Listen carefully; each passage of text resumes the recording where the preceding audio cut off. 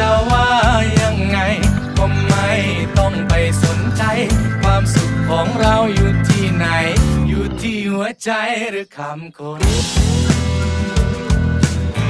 จะให้ถูกใจคนทั้งโลกคงเป็นไปไม่ได้หรอกดังคำคนเขาบอกหนึ่งคนยังมีสองใจ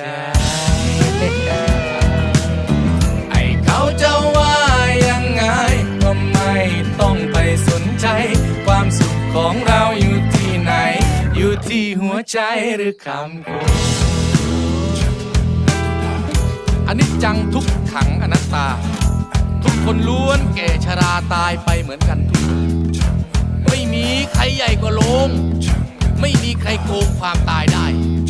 งั้นตัวตนเราเป็นใครใหญ่ต้องให้ใครมาตัดสินアニจจังอนัตตา